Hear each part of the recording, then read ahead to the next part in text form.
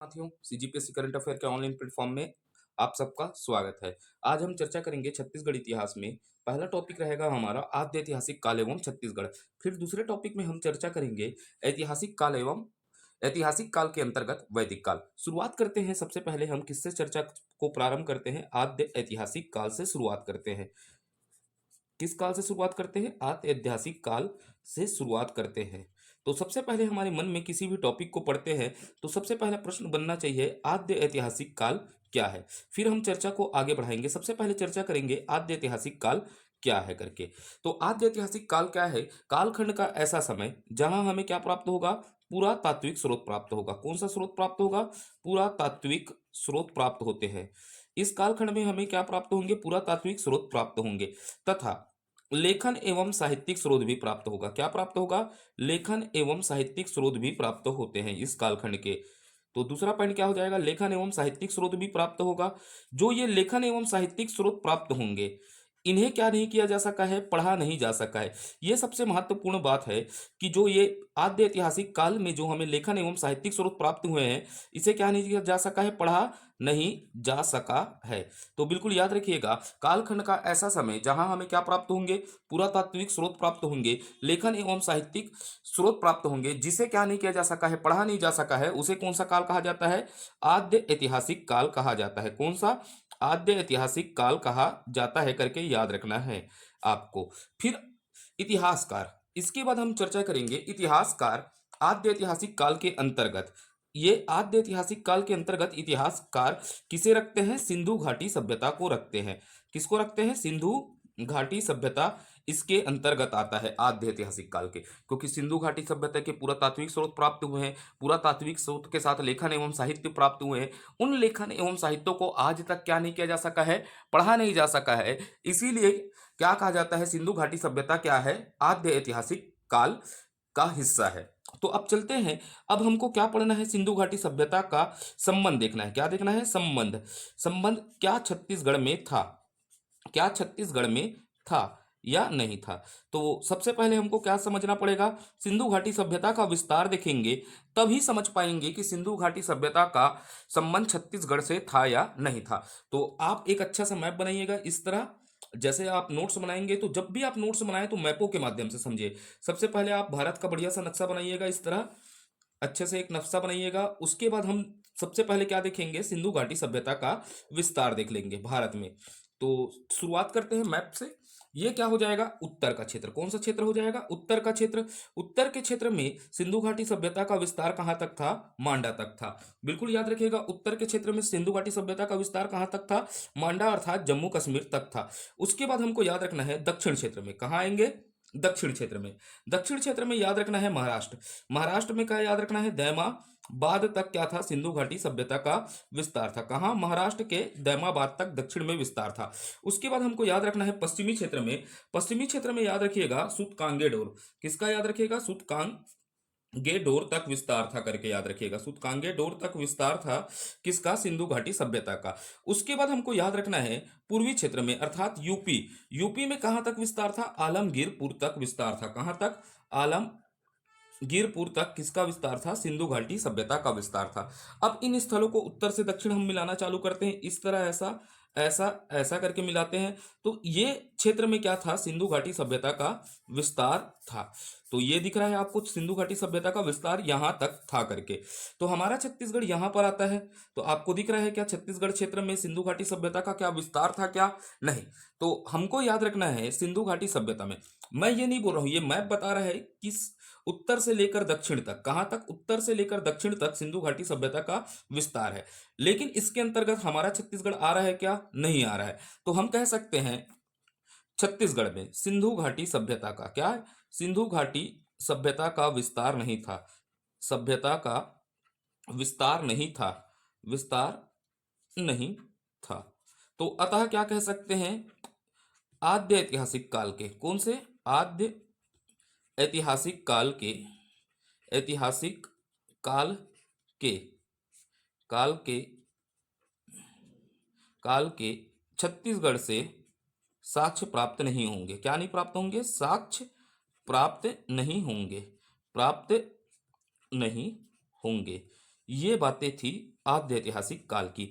तो प्रश्न पूछेगा छत्तीसगढ़ से आद्य ऐतिहासिक काल के साक्ष्य प्राप्त होते हैं या नहीं होते, तो बिल्कुल याद रखिएगा छागढ़ से आद्य ऐतिहासिक काल से यही प्रश्न बनेगा। प्रिय और व्यापम में बना तो छत्तीसगढ़ से आद्य ऐतिहासिक काल के या सिंधु घाटी सभ्यता के साक्ष्य प्राप्त नहीं होते करके याद रखना है। काल के क्या प्राप्त नहीं होते? साक्ष्य प्राप्त नहीं होते करके याद रखना है। साक्ष्य प्राप्त नहीं होती, ये आपका प्री और व्यापम के लिए इंपॉर्टेंट फैक्ट है।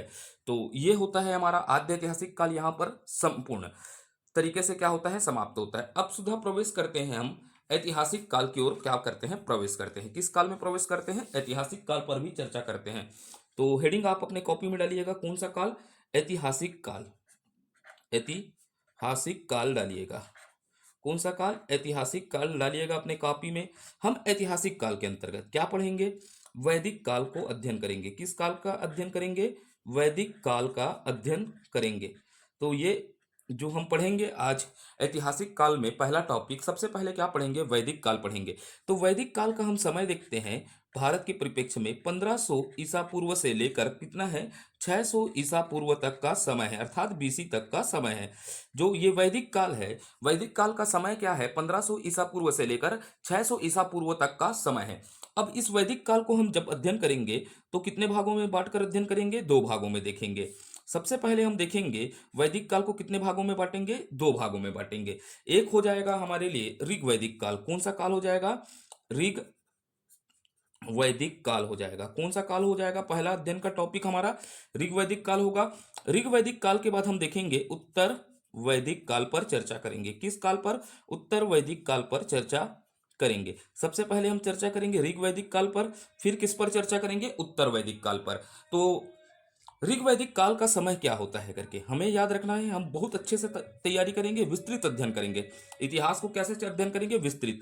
तो इसका समय पीरियड होता है 1500 ईसा से लेकर 1000 के ईस्वी तक, ईसा पूर्व तक के समय को क्या कहा जाता है? ऋग्वैदिक काल का समय कहा जाता है। वैसे ही हमको याद रखना है उत्तर वैदिक काल का। किसका याद रखना है? उत्तर वैदिक काल का समय होता है 1000 ईसा पूर्व से लेकर, कहां से? 1000 ईसा पूर्व से लेकर 600 ईसा पूर्व तक। कहां तक? 600 ईसा पूर्व तक का समय क्या होता है? उत्तर वैदिक काल का होता है। तो अब चर्चा का विषय हम शुरुआत करते हैं ऋग्वैदिक काल से। कहां से शुरुआत करते हैं? ऋग्वैदिक काल से। तो आगे की ओर चलते हैं, किधर? ऋग्वैदिक काल पर हम क्या करेंगे? चर्चा करेंगे। तो शुरुआत करते हैं ऋग्वैदिक काल से, चर्चा का शुरुआत करेंगे। तो हेडिंग डालते हैं ऋग्वैदिक काल। कौन सा काल? ऋग्वैदिक काल। ऋग्वैदिक काल एवं छत्तीसगढ़ देखते हैं। क्या देखते हैं? एवं छत्तीसगढ़ पर चर्चा करते हैं। क्या संबंध था ऋग्वैदिक काल का छत्तीसगढ़ से? तो शुरुआत करते हैं। इस वैदिक काल के निर्माता कौन है? आर्य है। कौन है? आर्य है। तो आर्यों ने इस वैदिक सभ्यता का क्या किया था? निर्माण किया था। तो इन पर चर्चा करते हैं। सबसे पहले मैप पर चर्चा करते हैं, तो फिर समझ पाएंगे हम इनका संबंध क्या छत्तीसगढ़ में था या नहीं था करके। तो शुरुआत करते हैं, चर्चा का केंद्र को आगे बढ़ाते हैं। ये हुआ भारत का मैप। ये भारत का मैप हुआ। तो आर्य, आर्य क्या थे बताइएगा? वैदिक सभ्यता के निर्माता थे। क्या थे? आर्य वैदिक सभ्यता के निर्माता थे। ये हम इंडियन हिस्ट्री में पढ़ेंगे जब शुरुआत करेंगे। आर्य कहाँ के निर्माता थे? वैदिक सभ्यता के निर्माता थे। आर्यों का सबसे पहले भारत में विस्तार यहां तक हुआ, अर्थात सप्त सिंधु प्रदेश तक। शुरुआती दौर पर अर्थात ऋग्वैदिक काल पर इनका विस्तार कहां तक हुआ था? सप्त सिंधु प्रदेश तक विस्तार था। कहां तक था? सप्त सिंधु सिंधु प्रदेश तक इनका विस्तार था। जब ये शुरुआती काल था अर्थात ऋग्वैदिक काल था, तो आर्यों का विस्तार कहां तक था? सप्त सिंधु प्रदेश तक था। तो ये पहला पॉइंट हुआ। सप्त सिंधु प्रदेश तक इनका क्या था? विस्तार था। अर्थात इनका क्या था? सीमित क्षेत्र में ये निवास करते थे सप्त सिंधु प्रदेश तक।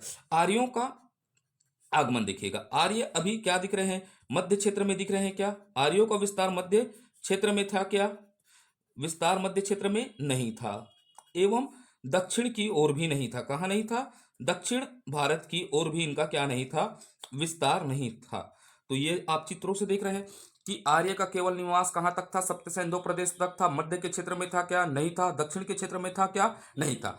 अब समझिएगा हमारा छत्तीसगढ़ क्या है? मध्य के क्षेत्र में आता है। इस प्रकार तो बताइएगा ऋग्वैदिक आर्यों का विस्तार छत्तीसगढ़ क्षेत्र में था? क्या नहीं था, क्योंकि इनका विस्तार क्या था, सप्त सिंधु प्रदेश तक था, और आर्यों का विस्तार मध्य क्षेत्र में हुआ था क्या, नहीं हुआ था। तो मध्य क्षेत्र में हमारा छत्तीसगढ़ आता है, क्या आता है, छत्तीसगढ़ आता है। तो छत्तीसगढ़ में आर्यों का विस्तार था क्या, ऋग्वैदिक आर्यों का नहीं था। तो हम कह सकते हैं कि ऋग्वैदिक आर्यों का साक्ष्य कहां से प्राप्त नहीं होगा, छत्तीसगढ़ से प्राप्त नहीं होगा। तो ये बातें आपको समझ में ही होगी, तो ऐसा चित्र से आप समझिएगा। उसके बाद आप तथ्यों को लिखिएगा, क्या लिखिएगा, तथ्यों को। कुछ तथ्य लिख लेते हैं। पहला पॉइंट लिखते हैं, इस काल, अच्छा सा नोट्स बनाइएगा ना आप, इस काल में आर्यों आर्यों का विस्तार, आर्यों का विस्तार सप्त सिंधु प्रदेश तक था। कहां तक था, सप्त सिंधु प्रदेश तक था करके याद रखिएगा। कहां तक था, सप्त सिंधु प्रदेश तक था करके। पहला पॉइंट हुआ, ठीक। दूसरा पॉइंट लिखते हैं, इनका विस्तार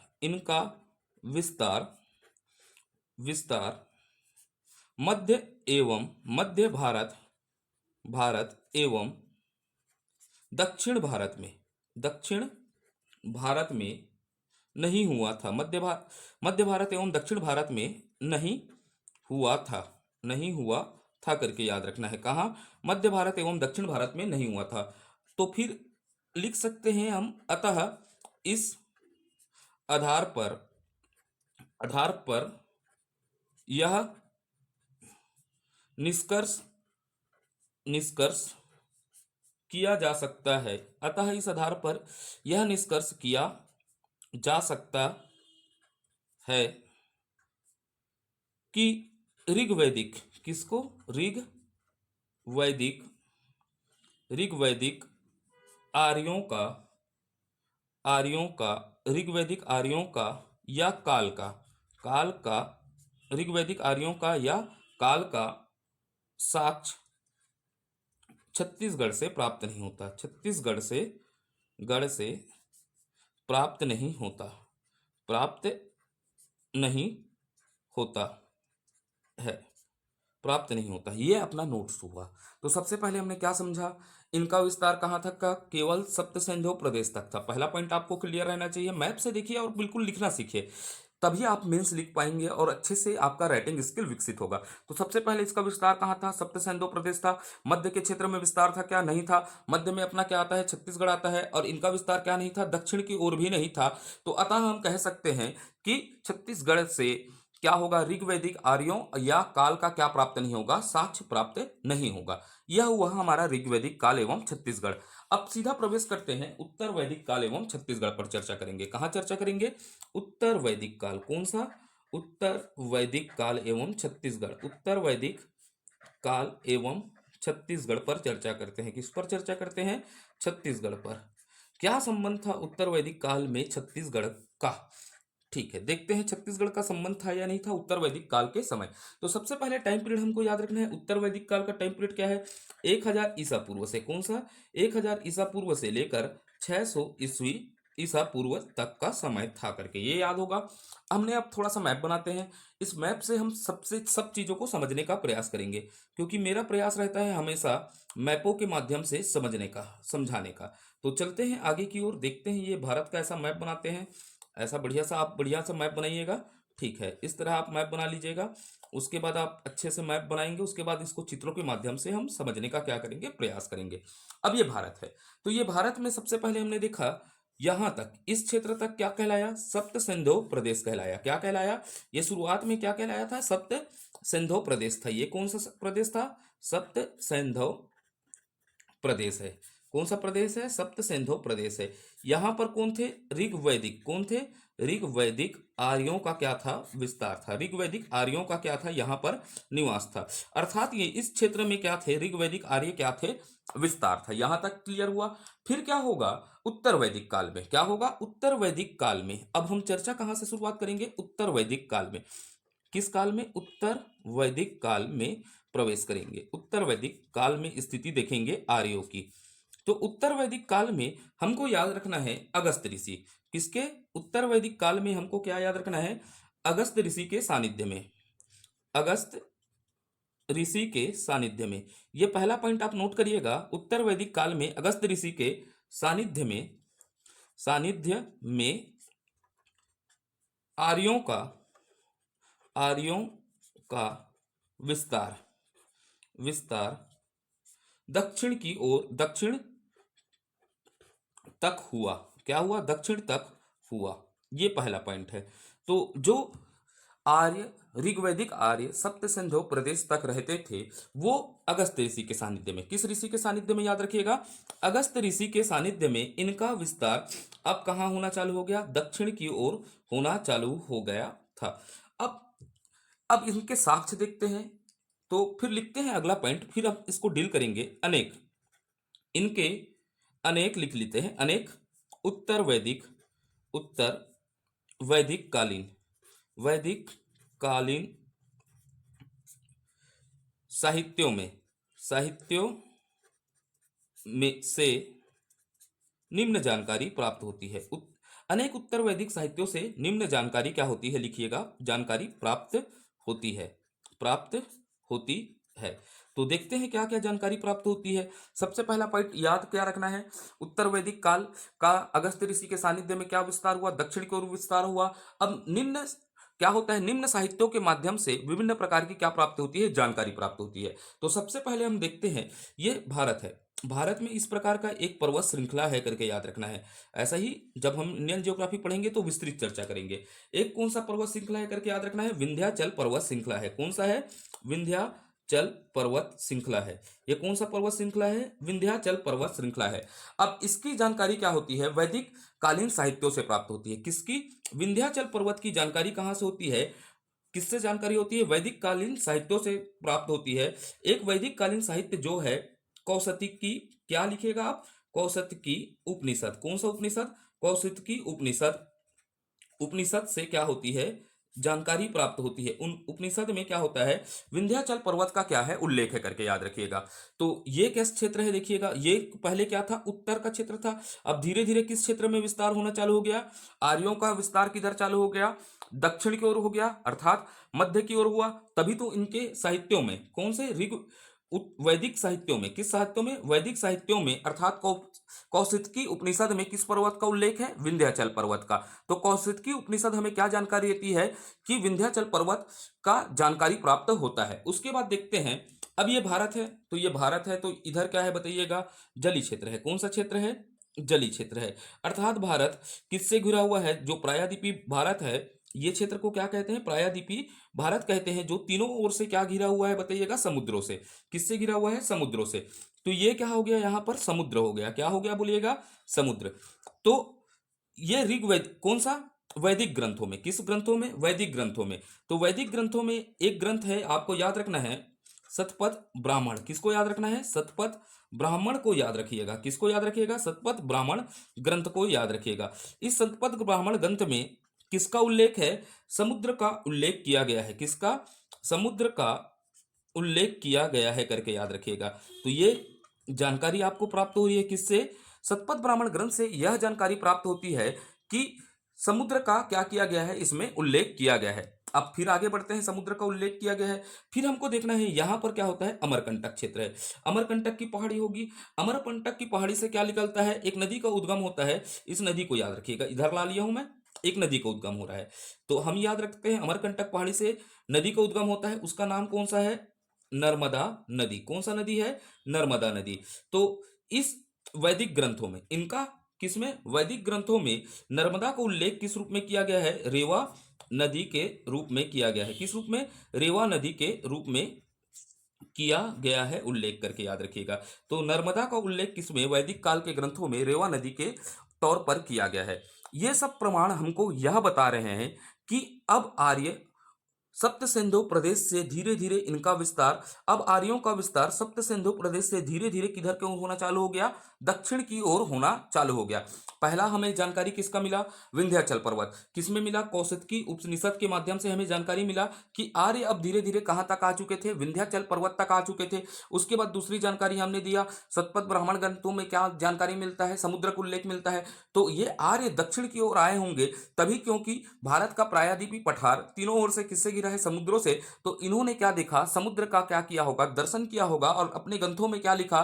कि भारत के दक्षिणी क्षेत्र में क्या है? समुद्र है। तो इनका उल्लेख क्या कर दिया? शतपथ ब्राह्मण ग्रंथ में किया। उसके बाद उन्होंने भारत के मध्य क्षेत्र में अर्थात अमरकंटक की पहाड़ी तक इनका प्रवास हुआ होगा, तो वहां पर उन्होंने नर्मदा नदी को देखा और नर्मदा नदी का उल्लेख किस रूप में कर दिया? रेवा नदी के रूप में कर दिया। अब देखिएगा, यही अमरकंटक के क्षेत्र के आसपास ही हमारा क्षेत्र है, मैकल पर्वत वाला क्षेत्र के पास आसपास ही मान लीजिएगा ऐसा छत्तीसगढ़ है। क्या है? छत्तीसगढ़ है। तो अब समझिएगा, इन साक्ष्यों के आधार पर हम क्या कह सकते हैं? इन साक्ष्यों के आधार पर क्या कह सकते हैं? इन साक्ष्यों के आधार पर छत्तीसगढ़ में, किसमें? छत्तीसगढ़ में किसका उत्तर वैदिक आर्यों का क्या था? विस्तार था, कह सकते हैं। उत्तर वैदिक आर्यों का क्या था? विस्तार था। तो ये भाई साक्ष्य बता रहे हैं, क्योंकि विंध्याचल पर्वत के पास ही अमरकंटक पर्वत से लगा हुआ कौन है? छत्तीसगढ़ है। जब ये कहां तक पहुंच गए हैं बताइएगा? अमरकंटक पर्वत तक। इन्होंने अमरकंटक पर्वत से निकलने वाली नर्मदा नदी का उल्लेख रेवा नदी के तौर पर कर लिया है। तो इन सब साक्ष्यों के आधार पर क्या कहा जा सकता है कि उत्तर वैदिक आर्यों का क्या कहा जा सकता है? विस्तार कहां था? छत्तीसगढ़ की में था। फिर एक चीज और लिखते हैं, फिर इसको पूरे अच्छे से समझेंगे। पहले आप समझेगा, फिर मैं अच्छे से लिखा दूंगा। एक चीज आप समझिएगा, दक्कन। एक और पॉइंट समझ लीजिएगा, दक्कन ऑब्लिक क्या बोल रहा हूं? बस्तर। हेडिंग अच्छे से डालिएगा, दक्कन ऑब्लिक बस्तर का उल्लेख। दक्कन ऑब्लिक बस्तर का उल्लेख उल्लेख दक्षिक दक्षिक दक्षिक दक्षिक दक्षिक दिक दक्षिक दिक के रूप में किया गया है। दक्षिण दिक के रूप में किया गया है, अर्थात दक्षिण दिशा के रूप में किया गया है। किस रूप में? दक्षिण दिशा। दक्षिण दिक का अर्थ क्या होता है? दक्षिण दिशा होता है। क्या होता है? दक्षिण दिक का अर्थ क्या होता है? दक्षिण दिशा होता है। ठीक, तो ये हो गया हमारी जानकारी। अब इसको लिखने का प्रयास करेंगे। सबसे पहले पॉइंट आपको क्या याद रखना है? अगस्त्य ऋषि के सानिध्य में इनका विस्तार कहाँ हुआ बताइएगा? दक्षिण की ओर हुआ। दक्षिण की ओर हुआ तो निम्न ग्रंथों से हमें क्या जानकारी प्राप्त होती है? दो बहुत सारी जानकारी प्राप्त होती है। पहला होगा कौशिकी उपनिषद से क्या प्राप्त होता है? विंध्याचल पर्वत की जानकारी प्राप्त होती है। वैसे ही हमको नर्मदा नदी का उल्लेख किस रूप में मिला है? रेवा नदी के रूप में मिला है। शतपथ ब्राह्मण ग्रंथ में किसका उल्लेख मिलता है? समुद्र का मिलता है। दक्कन एवं बस्तर का उल्लेख दक्षिण दिक के रूप में किया जाता है, अर्थात दक्षिण दिशा के रूप में किया गया है। तो अब इसको थोड़ा सा लिख लेते हैं। ये दो पॉइंट आप पहले लिख लीजिएगा, उसके बाद मैं और छोटे छोटे तथ्यों को लिखा देता हूं, क्योंकि नोट्स अच्छे से बनाइएगा आप लोग। ठीक है, अब थोड़ा सा पॉइंट लिखते हैं, फिर इस टॉपिक को खत्म करते हैं। पहला लिखते हैं विंध्याचल पर्वत। कौन सा पर्वत लिखिएगा अच्छे से आप? विंध्याचल पर्वत को लिखिएगा। क्या लिखिएगा? विंध्याचल पर्वत का उल्लेख। क्या लिखिएगा? विंध्याचल पर्वत का उल्लेख किस रूप में किया गया है करके लिखिएगा। किस उपनिषद से मिलती है? कौशिकी उपनिषद से मिलती है। सबसे पहला पॉइंट क्या हो गया? कौशिकी उपनिषद से इसकी जानकारी प्राप्त होती है कि विंध्याचल पर्वत का उल्लेख किससे मिलता है? कौशिकी उपनिषद में किया गया है। पहला पॉइंट हुआ। उसके बाद हमको लिखना है समुद्र का उल्लेख। किसका लिखिएगा? समुद्र का उल्लेख करके लिखिएगा। दूसरा पॉइंट में लिखिएगा समुद्र का उल्लेख। तो समुद्र का उल्लेख किसमें किया गया है? शतपथ ब्राह्मण में किया गया है। शतपथ ब्राह्मण में किया गया है करके याद रखिएगा। शतपथ ब्राह्मण ग्रंथ में किया गया है समुद्र का उल्लेख। उसके बाद तीसरा पॉइंट आप जल्दी से लिखिएगा, नर्मदा। कौन सी नदी? नर्मदा नदी का उल्लेख। किसका?